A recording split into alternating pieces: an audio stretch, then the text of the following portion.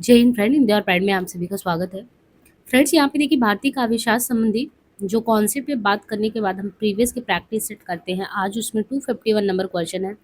मुझे पूरी उम्मीद है कि भारतीय काव्य शास्त्र की जो सीरीज चल रही है उसमें आपने जितने भी टॉपिक को कराया है उसको बहुत ही अच्छे से आत्मसात किया होगा। साथ ही साथ आप प्रश्नोत्तरी श्रृंखला में भी भाग ले रहे होंगे। भारतीय काव्य शास्त्र में अनुकरण शब्द का सर्वप्रथम प्रयोग मिलता है, यानी भारतीय काव्य शास्त्र में देखेंगे तो ये जो अनुकरण शब्द है इसका सबसे पहले प्रयोग कहाँ पे मिलता है देखने को, रामायण में, अष्टाध्यायी में, नाट्य शास्त्र में, साहित्य दर्पण में।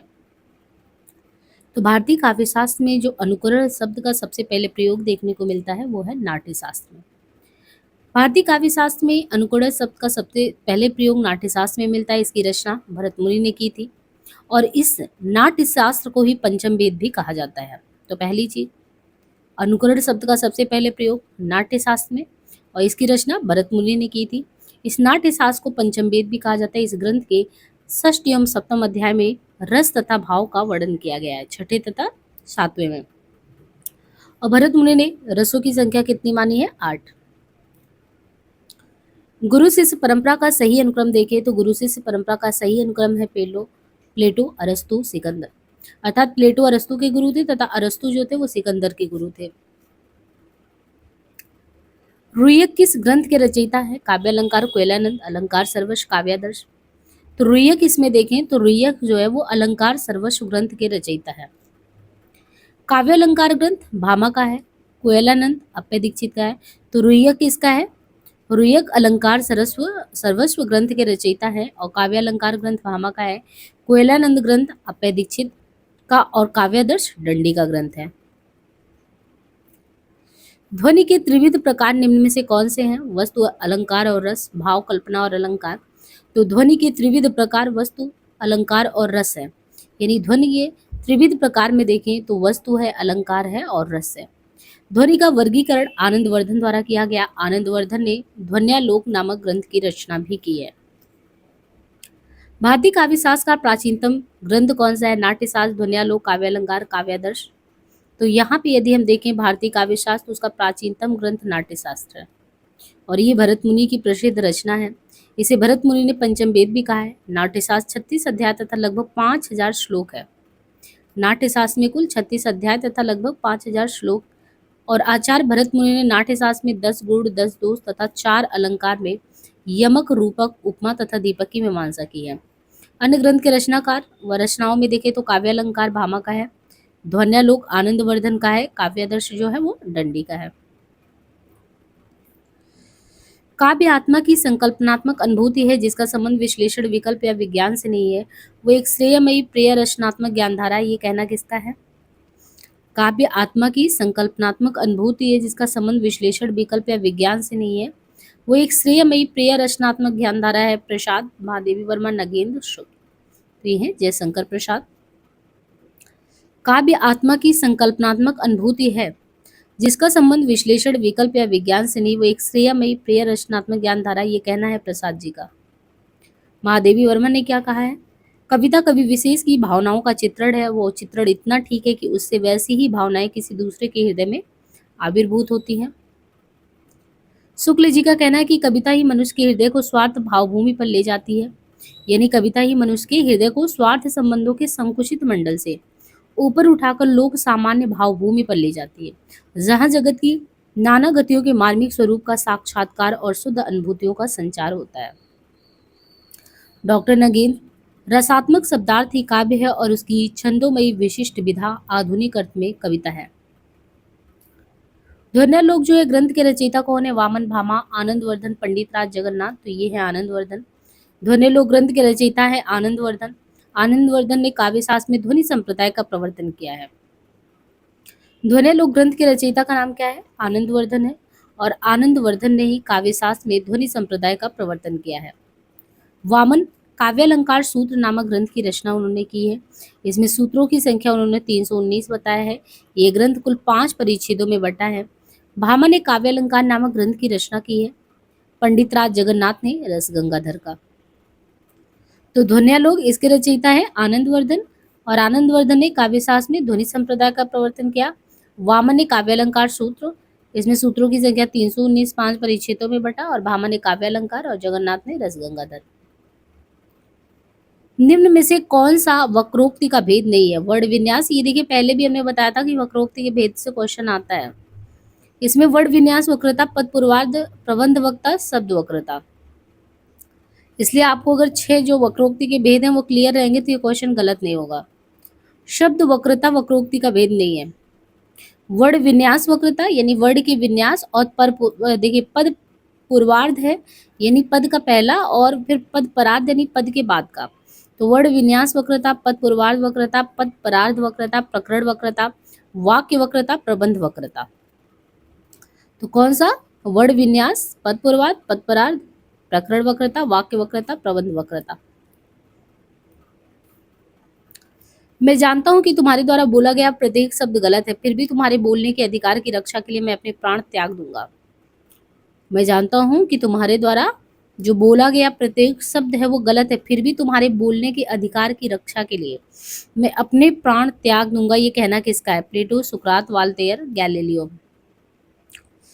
देखिए यहाँ पे ये कहा गया है कि मैं जानता हूँ तुम्हारे साथ बोला गया प्रत्येक शब्द गलत है, फिर भी तुम्हारे बोलने के अधिकार की रक्षा के लिए मैं अपने प्राण त्याग दूंगा। ये कहना किसका है? वाल्टेयर का। मौलिक रूप से व्यंजना कितने प्रकार की बनती है? 4, 3, 2, 6। तो मौलिक रूप से व्यंजना के कुल 3 प्रकार होते हैं। शब्द के जिस व्यापार से मुख्य और लक्ष्य अर्थ से भिन्न अर्थ की प्रतीति हो उसे व्यंजना कहते हैं। इसके प्रकार निम्न है: अभिधामूलक, शाब्दिक व्यंजना, लक्षणामूलक और आर्थी व्यंजना। लिए स्वर आरती भक्त जन करते शंख ध्वनि झंकार, इसमें कौन सा काव्य दोष है? अक्रमत्व, अयथार्थ, ग्रामित्व, क्लिष्टत्व। तो ये है अयथार्थ। लिए स्वर आरती भक्त जन करते शंख ध्वनि झंकार, इस पंक्ति में अयथार्थ काव्य दोष है। यथार्थ के अभाव में ये दोष होता है।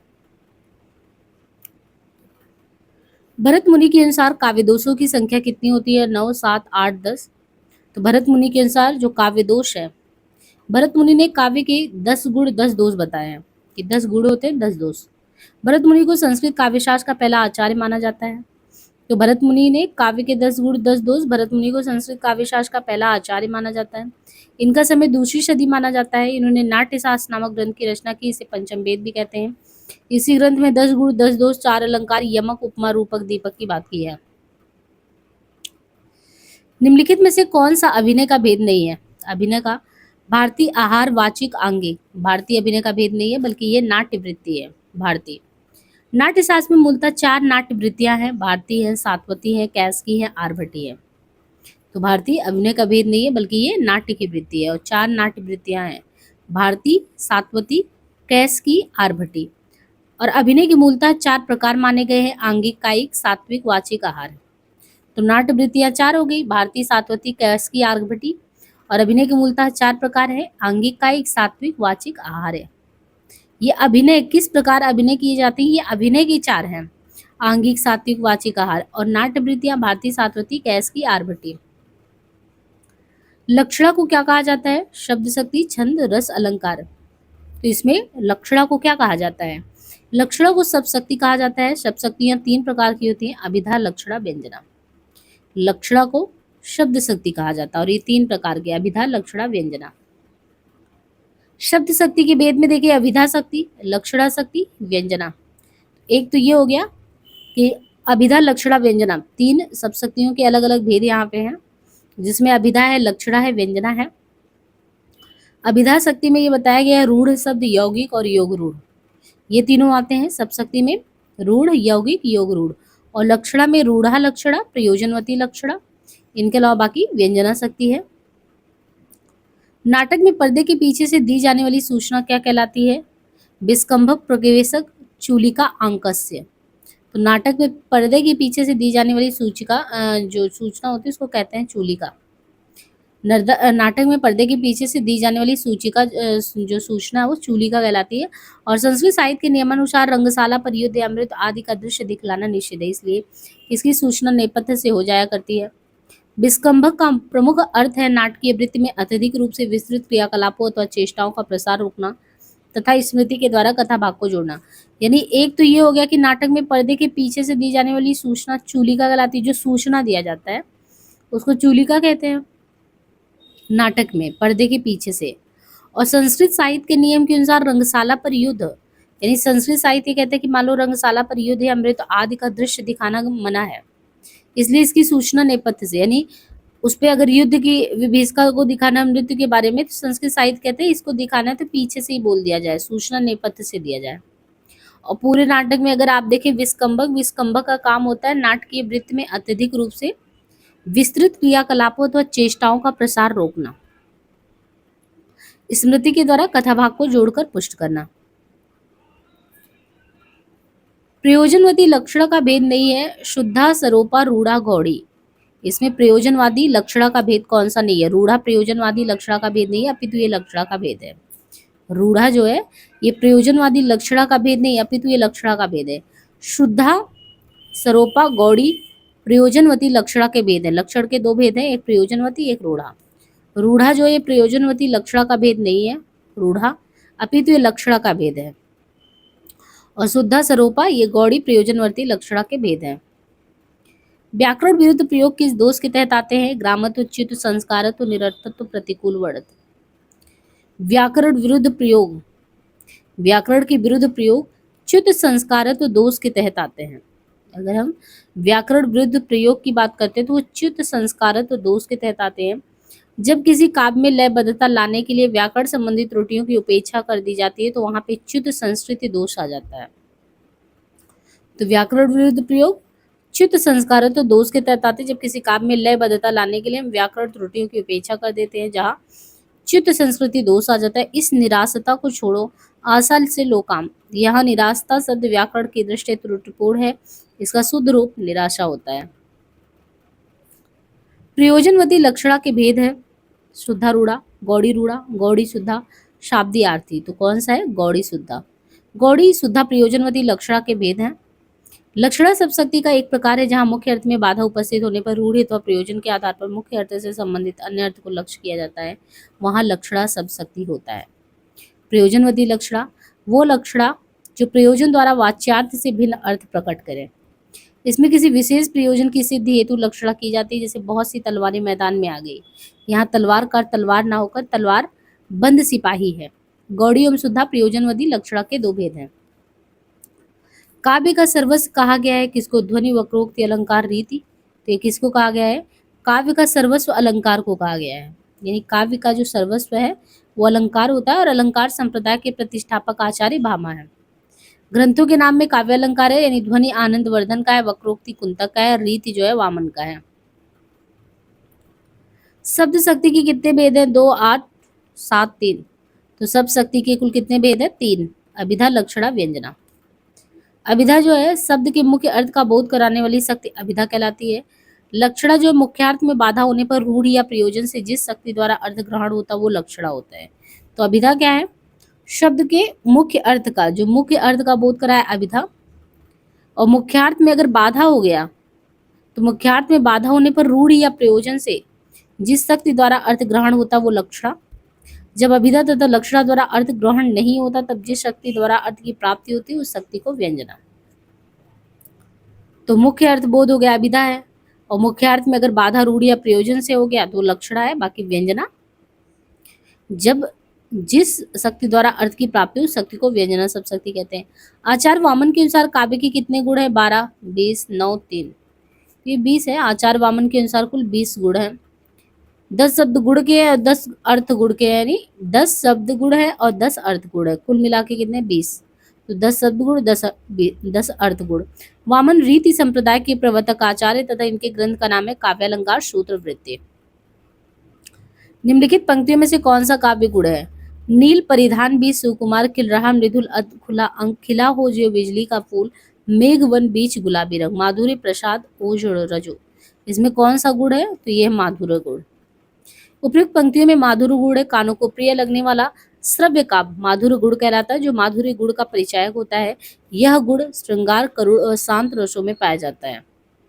तो कानों को प्रिय लगने वाले श्रव्य काव्य मधुर काव्य कहलाते हैं, जो माधुर्य गुण को परिचायक और माधुर्य गुण को दिखाता है। किसने ध्वनि को सबसे पहले काव्य की आत्मा माना है, तो जयदेव, भरतमुनि, भोजराज, आनंदवर्धन। तो ये किसने माना है, आनंदवर्धन ने। आचार्य आनंदवर्धन ने ध्वनि को सर्वप्रथम काव्य की आत्मा माना अपने ग्रंथ ध्वन्यालोक में। आचार्य आनंदवर्धन ने ध्वनि संप्रदाय की स्थापना करते हुए ध्वनि को काव्यश आत्मा कहा है। तो आचार्य आनंदवर्धन ने ध्वनि को सबसे पहले काव्य की आत्मा माना है और अपने ग्रंथ ध्वन्यालोक में आचार्य आनंदवर्धन ने ध्वनि संप्रदाय की स्थापना करते हुए ध्वनि को काव्यश आत्मा माना है। आचार्य और काव्य शास्त्री ग्रंथों में देखें तो भरत मुनि का नाट्य शास्त्र, भोजराज का सरस्वती कंठाभरण, जयदेव का चंद्रालोक। इनमें कौन सप्तशक्ति का भेद नहीं है? व्यंजना, अभिधा, श्रोता, लक्षणा। श्रोता सप्तशक्ति का भेद नहीं है, जबकि अभिधा, लक्षणा और व्यंजना तीनों सप्तशक्ति के भेद है। अभिधा शब्द के मुख्य अर्थ का बोध कराने वाली शक्ति अभिधा।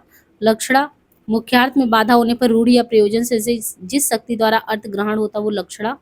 व्यंजना जब अभिधा लक्षणा द्वारा अर्थ ग्रहण नहीं होता तब जिस शक्ति द्वारा अर्थ की प्रतीति होती है उसे शक्ति को व्यंजना कहते हैं। अनुभावों और विभावों की कष्ट कल्पना किस प्रकार का दोष है? समास, पद, रस दोष। तो यहाँ पे अनुभावों और विभावों की कष्ट कल्पना किस प्रकार का दोष है? रस दोष। अनुभाव और विभावों की कष्ट कल्पना रस दोष है। जहाँ कविता में रस की उत्पत्ति बाधित होती है तो उसे रस दोष कहते हैं, जबकि समास दोष तथा पद दोष दोनों का अनुभाव तथा विभाव से संबंध नहीं है। यानी यहाँ पे ये देखना कि अनुभाव और विभावों की कष्ट कल्पना रस दोष है, रस का दोष है। जहाँ कविता में रस की उत्पत्ति ही बाधित हो तो उसे रस दोष कहते हैं, जबकि समास पद तथा पद दोष दोनों का अनुभाव तथा विभाव से संबंध नहीं है। उद्धव शतक की पंक्ति में देखिए, हम लिख्यो है कहाँ, हमको लिख्यो है कहाँ, हमको लिख्यो है कहाँ, कहत सब लगे। अब इसमें देखिए पुनरोक्ति द्वारा क्या बोध है? तो जगन्नाथ रत्नाकर का ये जो रचना है उद्धव शतक की जो ये पंक्तियां हैं, हमको लिखो है कहाँ, हमको लिखो है कहाँ, हमको लिखो है कहाँ, कहत सबे लगी, में पुनरोक्ति द्वारा भावोत्कर्ष का बोध किया गया है। अर्थवे मलम्मम प्रसादा, अर्थ की विमलता ही प्रसाद गुण है। क्या है? अर्थ वैमल्यम प्रसादा, अर्थ की विमलता ही प्रसाद गुण है। उपयुक्त परिभाषा किस आचार की? आनंदवर्धन, वामन, रुद्र, दंडी। तो ये किसका है? ये है वामन का। अर्थ वैवल्यम प्रसादा अर्थात अर्थ की विमलता ही प्रसाद गुण है, ये परिभाषा आचार्य वामन ने अपने ग्रंथ काव्यालंकार सूत्र वृत्ति में गुणों की चर्चा करते हुए दिया। तो अर्थ वैमल्यम प्रसादा अर्थात अर्थ की विमलता ही प्रसाद है, ये आचार्य वामन ने कौन से काव्यालंकार सूत्र वृत्ति में गुणों की चर्चा करते हुए ये बात कही है। आनंदवर्धन ध्वन्यालोक, रुद्रट काव्यालंकार, दंडी काव्यादर्श। भामा के अनुसार काव्य में कुल कितने दोष होते हैं? 5, 17, 4, 9। तो भामा क्या मानते हैं? उनके अनुसार काव्य में कुल कितने दोष होते हैं? अब यहाँ पे देखिए भामा ने कुल 3 प्रकार के दोष माने हैं। सामान्य दोष 11 माना है, वाणी दोष 4 माना है, अन्य दोष 11 माना है। तो भामा ने 3 प्रकार के कुल दोष माने हैं। सामान्य दोष 11, वाणी दोष 4, अन्य दोष 11। इनके अनुसार ये सभी एक दूसरे में समन्वित होकर कुल 11 ही रह जाते हैं। और आपको हम भारतीय काव्य शास्त्र निशा अग्रवाल का जो है करा रहे हैं ना, तो यहाँ पे देखिए स्रोत भी बताया गया कौन सा है। आप वैसे ये समझिए कि काव्य शास्त्र में आपको एक नहीं 2 मूल टेक्स्ट बहुत अच्छे से कराया जा रहा है, कुछ भी छूटने वाला नहीं है। तो वैसे भामा ने 3 प्रकार के दोष माने, लेकिन आप देखिए कि 3 प्रकार को भी कैटेगराइज कर दिया गया है। तो ऐसे में ये सभी एक दूसरे में समन्वित होकर कुल 11 ही रह जाते हैं। वैसे सामान्य दोष में इन्होंने 11 कर दिया, वाणी दोष 4 कर दिया, अन्य दोष में 11 कर दिया। अलंकार संप्रदाय के पहले आचार्य, यहाँ पे दिया है कि जो अलंकार संप्रदाय उसके प्रथम आचार्य कौन है? मम्मट है, भामा है, अभिनव गुप्त है, रुद्रट है। हम लोगों ने अलंकार संप्रदाय पे बहुत विस्तार से भी बात किया नहीं है, लेकिन यहाँ पे आप ये सोचिए कि बीच बीच में क्वेश्चन आए हैं अलंकार के बारे में कि कौन कौन से लोग जो अलंकार को मानते हैं। तो अलंकार संप्रदाय के पहले आचार्य कौन है? तो यहाँ पे देखिए भामा है। अलंकार संप्रदाय के पहले आचार्य के रूप में भामा है, और भामा की प्रसिद्ध कृति का नाम क्या है? काव्यालंकार। तो एक तो ये हो गया कि पहले आचार्य कौन है? भामा है। दूसरा, भामा की प्रसिद्ध कृति का क्या नाम है? काव्यालंकार। इनका समय कितना है? 6ठी शताब्दी माना जाता है।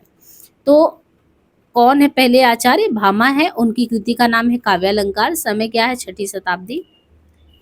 इन्होंने अलंकार को काव्य का निवार तत्व मानते हुए ये कहा है, न कांतामपि निर्भूषम विभाति वनिता मुखम। वक्रोक्ति संप्रदाय का उद्भव किस संप्रदाय के विरोध में हुआ? ध्वनि, अलंकार, रस, साधारणीकरण। तो ये है ध्वनि संप्रदाय। यानी वक्रोक्ति संप्रदाय जो निकल के आता है वो किस संप्रदाय के विरोध में हुआ था? ये ध्वनि संप्रदाय। वक्रोक्ति संप्रदाय का उद्भव ध्वनि संप्रदाय की, यानी ध्वनि संप्रदाय के विरोध में जो है आता है क्या? वक्रोक्ति संप्रदाय। वक्रोक्ति संप्रदाय के प्रवर्तक का नाम क्या है? आचार्य कुंतक। तो आप क्या क्या ध्यान रखेंगे?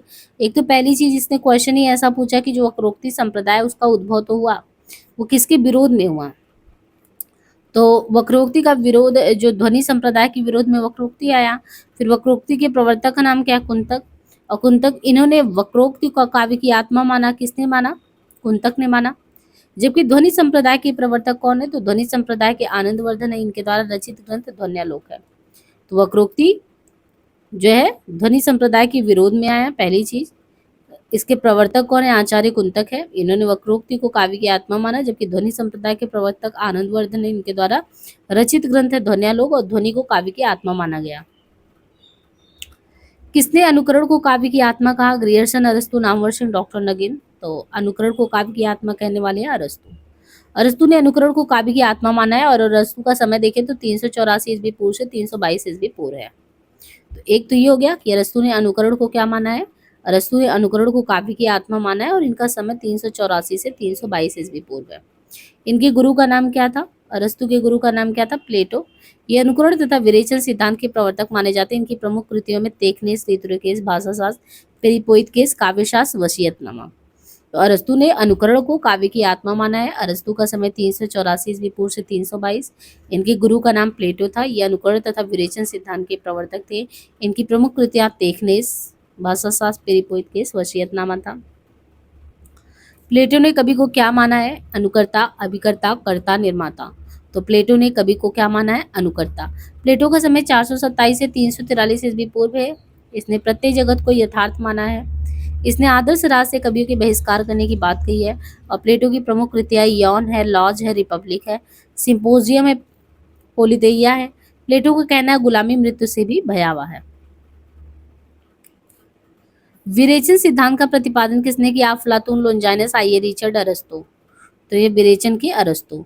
विरेचन सिद्धांत का प्रतिपादन अरस्तु ने किया था। यूनानी में विरेचन के लिए कथारसिस शब्द प्रयोग में आया है। अरस्तु का कहना है कार्य व्यापार में निरत मनुष्य अनुकरण के विषय में। तो विरेचन का प्रतिपादन अरस्तु ने किया। यूनानी में विरेचन के लिए कथारसिस शब्द प्रयोग में आया है। अरस्तु का कहना है कार्य व्यापार में निरत मनुष्य अनुकरण का विषय है। विरेचन क्या है? विरेचन जो है क्या है? अश्रु प्रवाहित होना, आत्मशुद्धि, मनोविकार का शुद्धिकरण, असीमानंद। तो विरेचन क्या है? मनोविकारों का शुद्धिकरण। विरेचन मनोविकारों का शुद्धिकरण है। अरस्तु ने अपने काव्य शास्त्र में मुख्यतः दुखांतक यानी त्रासदी काव्य के रूप में विवेचन किया है। दुखांतक ऐसे कार्य व्यापार का अनुकरण है जो गंभीर, पूर्ण तथा कुछ विस्तृत हो, जिसकी भाषा रचना के विभिन्न भागों में पृथक पृथक वर्तमान प्रत्येक प्रकार के कलात्मक अलंकरणों से विभूषित हो, कार्य व्यापार के रूप में हो, आख्यान रूप में नहीं, जो करुणा और भय का उद्भूत कर इन भाव का उचित विवेचन करे। अभिव्यंजनावाद के प्रवर्तक कौन है? अभिनवगुप्त, क्रोचे हैं, कुंतक है, लोंजाइनस है। तो यहाँ पे जो अभिव्यंजनावाद है इसके प्रवर्तक कौन है? अभिव्यंजनावाद के प्रवर्तक है क्रोचे। अभिव्यंजनावाद के प्रवर्तक कोचे हैं। इन्होंने स्थेटिक नामक ग्रंथ इतालवी भाषा में लिखा है। तो एक तो ये हो गया कि अभिव्यंजनावाद के प्रवर्तक कौन है? अभिव्यंजना के प्रवर्तक क्रोचे हैं। और क्रोचे इन्होंने स्थेटिक नामक ग्रंथावली इतालवी भाषा में लिखा है। ये ग्रंथ दो भागों में है। प्रथम भाग में सौंदर्य शास्त्र का सैद्धांतिक विवेचन और दूसरे में सौंदर्य शास्त्र का इतिहास है। क्रोचे कैसे दार्शनिक है? आत्मवादी, प्राणवादी, अनात्मवादी, यथार्थवादी। तो क्रोचे कैसे है? आत्मवादी। क्रोचे आत्मवादी दार्शनिक, इनके सौंदर्य विवेचन का आधार आत्मवाद है और इनकी मान्यताएं अंतः प्रज्ञा और अभिव्यंजना में अभेद। अभिव्यंजना आत्मिक कला है।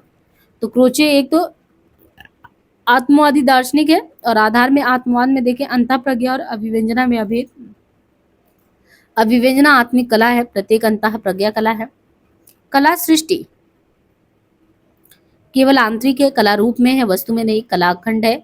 सौंदर्य आंतरिक तत्व है। कला अंतः प्रज्ञा और अभिव्यंजना में अभेद संबंध है। कला वैयक्तिक है। कला के लिए उसका कोई प्रयोजन नहीं है। अभिव्यंजनावाद की सौंदर्य शास्त्र का महत्वपूर्ण कलात्मक पक्ष है तो वो है यूरोपीय। अभिव्यंजना यूरोपीय सौंदर्य शास्त्र का महत्वपूर्ण कलात्मक पक्ष है। अभिव्यंजना के प्रवर्तक क्रोचे हैं। क्रोचे के प्रसिद्ध ग्रंथ स्थेटिका है। काव्य रचना में उदात्त तत्व को प्रमुख किसने माना है? प्लेटो, लोंजाइनस, अरस्तु, क्रोचे। तो ये लोंजाइनस ने काव्य रचना में उदात्त तत्व को लोंजाइनस ने प्रमुख तत्व माना है। लोंजाइनस उदात्त को काव्य को श्रेष्ठ बनाने वाला तथा कवि को प्रतिष्ठा दिलाने वाला तत्व मानते हैं। निर्वैयक्तिकता का सिद्धांत किससे जुड़ा है? Coleridge, Wordsworth, Eliot, Richard. तो निर्वैयक्तिकता का सिद्धांत जो है वो टी.एस. इलियट से जुड़ा है। निर्वैयक्तिकता का सिद्धांत जो है वो टी.एस. इलियट से संबंधित है और टी.एस. इलियट ने tradition and the individual talent शीर्षक निबंध के उत्तरार्ध में निर्वैयक्तिकता पर विचार किया है। इलियट 20वीं शताब्दी के अंग्रेजी के सर्वश्रेष्ठ कवि और आलोचक थे। इनका जन्म सेंट लुई अमेरिका में 1888 में हुआ था। इनकी प्रमुख रचनाएं हैं the sacred wood on poetry and poetics. काव्यशास्त्रीय आचार्यों के काल के कालक्रमानुसार अगर देखें, काव्यशास्त्रीय आचार्यों का सही अनुक्रम है वामन, आनंदवर्धन, अभिनवगुप्त, मम्मट। वामन जो कि 8वीं सदी, इनका काव्यालंकार सूत्र है। आनंदवर्धन 9वीं सदी, धवन्यालोक है। अभिनवगुप्त 10वीं सदी, अभिनव भारती ध्वन्यालोक लोचन है। और मम्मट 11वीं सदी, काव्य प्रकाश। निश्चय का संबंध किस विचारधारा से है? मनोविश्लेषणवाद, मार्क्सवाद, उत्तराधुनिकतावाद, अस्तित्ववाद। तो निश्चय का संबंध अस्तित्ववाद विचारधारा से है। ये जर्मनी के दार्शनिक थे। निश्चय जो है अस्तित्ववाद विचारधारा से संबंधित है और ये जर्मनी के दार्शनिक थे। इनका पूरा नाम फ्रेडरिक निश्चय था। मनोविश्लेषणवाद के प्रवर्तक फ्रायड को माना जाता है और मार्क्सवाद के प्रवर्तक कार्ल मार्क्स को। निम्नलिखित ग्रंथों का सही कालक्रम लगाना है। Aesthetic, Literaria, Biographia, the sacred would, poetics. अब इनको हम यहाँ क्रम से लगाए ग्रंथों के सही अनुक्रम में, तो रचना, रचनाकार, कालक्रम। और यहाँ पे देखिए जो पोएटिक्स है, पोएटिक्स रचनाकार अरस्तु 350 ईस्वी पूर्व, लिटरेरिया बायोग्राफी और कॉलरिज का 1817, एस्थेटिक जो है क्रोचे का 1902, the sacred wood TS. Eliot का 1920। तो पोएटिक्स है, लिटरेरिया बायोग्राफी, एस्थेटिक है, द सैक्रेड वुड है। अरस्तु के विरेचन पद की व्याख्या विद्वानों ने किन अर्थों में की है? धर्मपरक, कलापरक, राजनीतिपरक, अर्थपरक। तो दिए गए प्रश्न विकल्पों में ए और सी दोनों सही है। अरस्तु के विरेचन पद की व्याख्या विद्वानों ने धर्मपरक तथा कलापरक अर्थों में की है। अरस्तु का जन्म मकदुनिया के अस्तागिरा नामक नगर में हुआ था। अरस्तु के गुरु प्लेटो थे। अरस्तु अनुकरण और विरेचन सिद्धांत के प्रवर्तक थे। कवि के भार को बहुत बड़ा बताते हुए किस आचार्य ने कहा है कि ऐसा ना कोई शब्द है, ना अर्थ है, ना न्याय और न कला जो काव्य का अंग ना बन सके? ये कहना है भामा का। तो कवि के भार को बहुत बड़ा बताते हुए भामा ने कहा है कि ऐसा ना कोई शब्द है, ना अर्थ है, ना न्याय और न कला जो काव्य का अंग बन सके। आनंदवर्धन ने किस काव्य को ध्वनि कहा है? आनंदवर्धन ने किस काव्य को ध्वनि कहा है? जहां शब्द और अर्थ दोनों अपने अर्थ का उत्सर्जन कर व्यंग्यार्थ को अभिव्यक्त करें।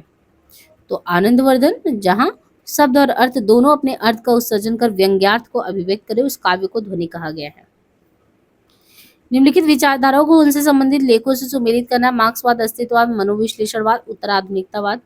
तो यहाँ पे अगर हम क्रम से कहें तो मार्क्सवाद लेखक एंगल्स, अस्तित्ववाद लेखक काफ्का और मनोविश्लेषणवाद लेखक युंग, उत्तराधुनिकता रोला बार्थ। ये विचारधाराओं से संबंधित लेखकों के नाम है। मार्क्सवाद एंगल्स है, अस्तित्व काफ्का है, मनोविश्लेषण युंग है, उत्तराधुनिकता रोला बार्थ है।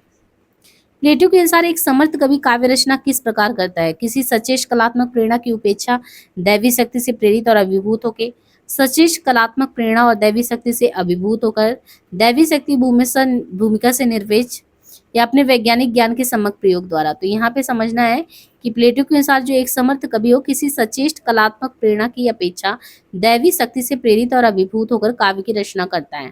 प्लेटो जो कि प्रत्ययवादी या आत्मवादी दार्शनिक था, इनके प्रमुख ग्रंथ इयॉन, फेदरुस, लॉज और रिपब्लिक है। निम्नलिखित आचार्यों का सही कालक्रम देखना है यहाँ पे। तो आचार्य और कालक्रम, दंडी का 7वीं सदी उत्तरार्ध, आनंदवर्धन का 9वीं सदी मध्य भाग, कुंता का 10वीं 11वीं सदी, रुयक जो है 12वीं सदी। किस आचार्य ने शक्ति, लोक व्यवहार आदि से प्राप्त निपुणता तथा काव्यागों की शिक्षा प्राप्त कर लिया है और कर लिया गया अभ्यास को काव्य का हेतु मानते हैं? यानी कौन से ऐसे आचार्य हैं जिन्होंने शक्ति, लोक व्यवहार आदि से प्राप्त निपुणता तथा काव्यांगों की शिक्षा प्राप्त कर लिया हो, अभ्यास को काव्य का हेतु माना गया? तो वो है मम्मट। और मम्मट का क्या है? काव्य प्रकाश है। कॉलरिज के अनुसार जो है क्या है? कल्पना दार्शनिक चिंतन का परिणाम नहीं है। कल्पना कारित्री प्रतिभा, यही कवि की सृजनात्मकता है। कल्पना की मूल प्रकृति केवल अनुकृति परक है। कल्पना में वैज्ञानिक सुश्रृंखलता नहीं होती। तो कॉलरिज इसमें क्या मानते हैं, हमको ये देखना है। तो यहाँ पे देखिए, कल्पना कारित्री प्रतिभा ये कवि की सृजनात्मकता है और कल्पना में वैज्ञानिक सुश्रृंखलता नहीं होता। कॉलरिज के अनुसार कल्पना कारित्री प्रतिभा यही कवि की सृजनात्मकता है, कल्पना में वैज्ञानिक सुश्रृंखलता नहीं है। यानी एक तरफ तो कॉलरिज के अनुसार क्या है? कल्पना कारित्री प्रतिभा है, दूसरी चीज इसमें जो है सुश्रृंखलता नहीं है। कॉलरिज के प्रमुख ग्रंथों में द फ्रेड है, Biographia, Literaria, church and state है, एड टू रिफ्लेक्शन करके है। अपने काव्य सिद्धांत की निर्मिति के लिए किस पाश्चात्य आचार्य ने सहजानुभूति की अवधारणा का सहारा लिया? यानी सहजानुभूति को किसने प्रश्रय दिया? वो क्रोचे हैं। आचार्य क्रोचे ने अपने काव्य सिद्धांत की निर्मिति के लिए सहजानुभूति की अवधारणा का सहारा लिया। क्रोचे अभिव्यंजनावाद के प्रवर्तक हैं। इन्होंने एस्थेटिक नामक ग्रंथ इतालवी भाषा में लिखा। एक तो ये हो गया कि आचार्य क्रोचे ने अपने काव्य सिद्धांत की निर्मिति के लिए सहजानुभूति अनुभूति की अवधारणा का सहारा लिया और क्रोचे अभिव्यंजनावाद के प्रवर्तक हैं। ये भी आपको ध्यान रखना कि ये सहजानुभूति की अवधारणा की बात क्रोचे ने किया और क्रोचे जो है वो अभिव्यंजनावाद के प्रवर्तक है। इन्होंने एस्थेटिक नामक ग्रंथ इतालवी में लिखा, जो 2 भागों में है। पहला भाग सौंदर्य शास्त्र का सैद्धांतिक विवेचन तथा द्वितीय भाग सौंदर्य शास्त्र का इतिहास करके है। और सौंदर्य विवेचन का आधार भी देखेंगे तो आत्मवाद करके है। तो यहाँ पे हमने देखिए है लगभग 300 क्वेश्चन तो आपको आराम से यहाँ से करा दिया ना। तो ज़्यादा नहीं, आप आधे घंटे ही क्वेश्चन को सॉल्व करिए, अदरवाइज आपको लगेगा कि काव्य शास्त्र में हमने ये तो कॉन्सेप्ट भी 1-1.5 घंटा हो जाता है, फिर ये हो गया। तो आराम से चिल होकर इसको करते रहिए और उम्मीद ये है कि बहुत अच्छे से आपको हम भारतीय और पाश्चात्य करवा देंगे। बस आपको अपना सपोर्ट बनाए रखना है ना। और बस ये है कि लाइक शेयर वगैरह जो भी चीज़ें होती है प्लीज़ उस सबको अपने तरीके से करते रहिए, ताकि हम भी बहुत ही प्रेरित होकर आपको जल्दी से जल्दी कराएं। क्योंकि इस सीरीज को ख़त्म करने के बाद हमें भाषा शास्त्र और साथ ही साथ हिंदी गद्य साहित्य का इतिहास वो तिवारी जी वाली वो जरूर कराना है, बहुत ही इंपॉर्टेंट है। तो जल्दी जल्दी ये रचना आप खत्म करिए। आगामी बहुत सारे हिंदी के एग्जाम लगे हैं और अपनी खूब अच्छी पकड़ इस पर बनाइए और टेलीग्राम से जुड़ जाइए। आज के लिए इतने धन्यवाद।